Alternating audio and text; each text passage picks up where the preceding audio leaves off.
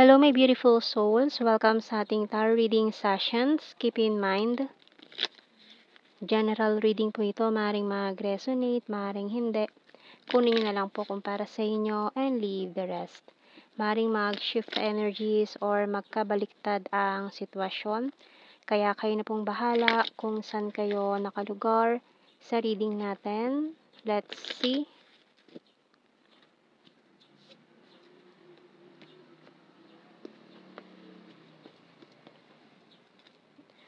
So we have here the Eight of Swords and the Knight of Swords, the Sun and Hangman, King of Swords and the Nine of Pentacles, Wheel of Fortune and the Five of Wands. Bottom card natin, Four of Swords.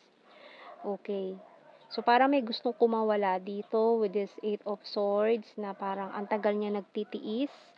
Matagal na tong nagtitiis tong taong to. Maring ikaw or a person na from the past na nagtitiis sa isang maling relationship or maling sitwasyon.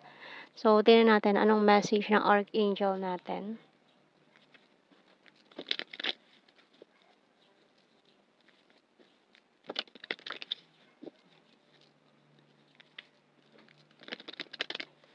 Pero kahit na ganun hindi siya makaalis eh. Hindi siya masaya pero hindi siya makaalis. Para siyang na-trap. Diba? So, tingnan natin.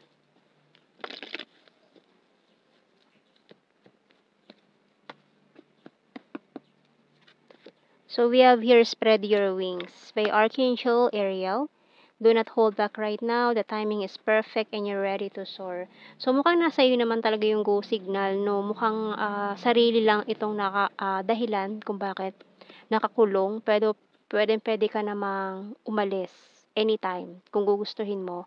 Pero mukhang emotion ang nagpapahirap or nagpapakulong. Para nagtitiis kasi pwedeng mahal mo yung taong to kaya hindi mo siya maiwan kahit na pwede mo naman siyang bitawan, pwede mo siyang iwan anytime. Pero dahil nga sa emotions, yun yung nagpapakulong sa kanya. Yun yung dahilan kung bakit nagtitiis yung taong yun magstay sa maling relationship. Na pwede ka namang umalis. Kung nahihirapan ka na, hindi ka na masaya, at hindi ka nirerespeto nitong taong ito, ay pwede kang umalis. Maaring isang sign ito na kung nahihirapan ka na, bumitaw ka kasi mas masasaktan ka kung pilit kang kakapit sa isang tao na lalo na kung nakikita mo na wala siyang nararamdaman sa'yo or hindi kayo same ng feelings or one-sided love lang itong connection nyo. So, tingnan natin. Lalo na kung alam mo, nararamdaman mo na may something na mali or may other person na itong person mo ngayon na feeling mo hindi siya loyal sa'yo, may other person siyang tinatago, nararamdaman mo. So, maaaring it's a sign for you na mag-decide ka na. Okay? Lalo na kung may mga resibo ka na naitabi, may mga ano ka na dyan, na nakita, pruweba, ganyan. We have here the shovel and perfume. So, mukhang marami ka na nga talaga nakuha or nahukay na ebidensya, nakuha na mga resibo and perfume. May something kang naamoy sa kanya na hindi naman niya perfume or pabango ng other person. Maaring naamoy mo yan eh. We have here airplane. Lalo na kung nagkaroon kayo ng long distance situation, feeling mo long distance na LDR kayo, long distance relationship, and parang nanlalamig na siya sa'yo, nafe-feel mo na may third person, may something na parang sa'yo, tapos sinasabi niya, napapraning ka lang, ganyan, di naman totoo yan. So, we have here broom, pencil, and crystal ball, and ground, air flame. Ayan. So, ramdam mo talaga. Feeling mo na may something na mali. So, tingnan natin sa ating tarot messages, oracle cards. Can I call you? So, maaaring tawag ka ng tawag sa kanya, pero parang binabaliwala niya yung call mo, tapos dadahilan niya sa'yo, busy siya. So, parang alam mo na. We're compatible to each other. I want to marry you someday. You're my rest and my healer. Stubborn but practical. You're my strength. You complete me and powerful and disciplined. Bottom card, moving forward. So, maaari ka na nga mag-move forward no, kung alam mo na binabaliwala ka na nitong taong to, feeling mo may other person na or hindi na siya masaya kaya gano'n, nalalamig na itong taong to, no? And feeling mo talaga this person is not into you na or na-fall out of love na itong taong to, maaaring ikaw na ang magkusang magpalaya sa kanya. Kasi maaaring hinihintay na lang niya na bumitaw ka. Lalo na kung, syempre, pangit nga naman na, 'di ba, na 'pag siya yung nakipag-break, siya na naman yung lalabas na masama. So, ang gusto niya siguro gano'n para mabango pa rin siya. O mabango pa rin siya sa susunod niya or sa bago niyang biktima, gano'n, 'di ba? So, para lumabas na, "Ay hindi naman ako yung nakipag-break, siya yung nakipag-break." Pero kung nahihirapan ka na, 'di ba, do yourself a favor, 'no, ikaw na, magkusa ka na. Lalo na kung may mga resibo ka na, may nakita ka ng ebidensya na niloloko ka lang niya, 'di ba? So, ayun, 'to, I will wait for a sign from you. So, may mga naghihintay pa ng confirmation, 'no? And I'm becoming a better person. Ito, I hide behind material things. So, maaaring yung taong yun kasi nakakapagbigay sa kanya ng mga material things. And then, once na malaman mo na yung totoo, sabihin niya, babawi siya, magiging mas mabuti na siya, becoming a better person, pero paulit-ulit pa rin. Lalo na kung nangyari na 'to before, nag-cheat na siya before, tapos pinagbigyan mo ulit, second chance.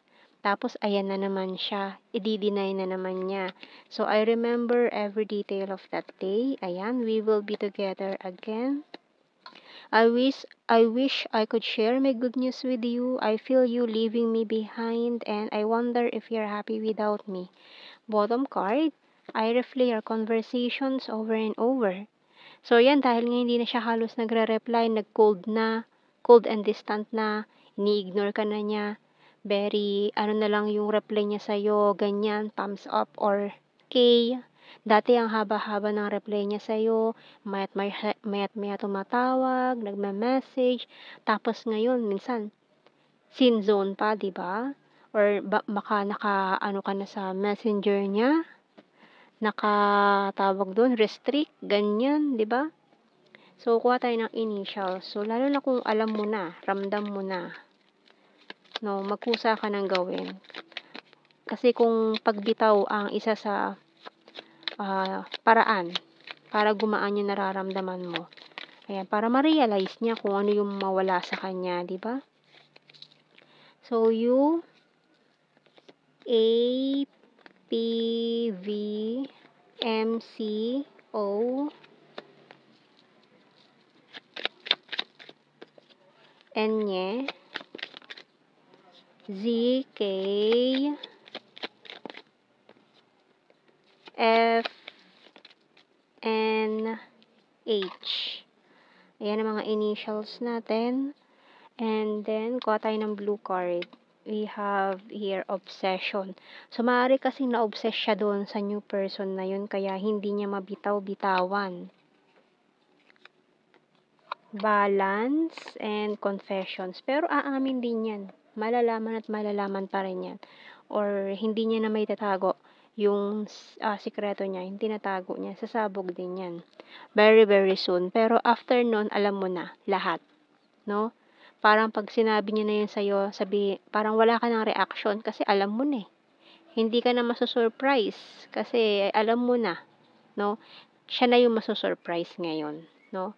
So, tingnan natin, general signs and messages natin. So, keywords na lang to, hindi na natin kailangan i-explain. Alam nyo na yan. So, we have here Visayas, gorgeous and beach, skin tag, sarcastic, mountain card, trustworthy, March, and sexy body, high expectations. So, ngayon, huwag ka na mag-settle for less. So, taasan mo na yung expectations mo kasi parang paulit-ulit niya, parang nagbigay ka na ng chance sa kanya, binaba mo na yung expectations mo sa kanya, pero paulit-ulit pa rin siya, 'di ba? So, 'wag mo nang ibaba yung expectations mo para lang mag-meet kayo, 'no? I-maintain mo yung high expectations mo na yun. So, kung sino makaka-reach do'n, kung sino makakapantay do'n o makakahigit do'n, yun, dun ka mag-settle. 'Wag sa ganitong klase ng tao na hindi ka niya nirerespeto, hindi niya nakikita yung halaga mo kaya ginaganyan ka niya, 'no? Kasi kung talagang mahal ka ng taong 'yan, hindi niya 'yan gagawin sa'yo. So, we have here Gemini, shy at first, confusing and sweet, creepy stalker, full of charisma. Number 2, air sign, Gemini, Libra, Aquarius, very loyal. So, ito yung hanapin mo. Okay? So, yan ang ating reading, my beautiful souls. Thank you for watching. Take care and God bless. See you in our next reading, guys. Bye-bye.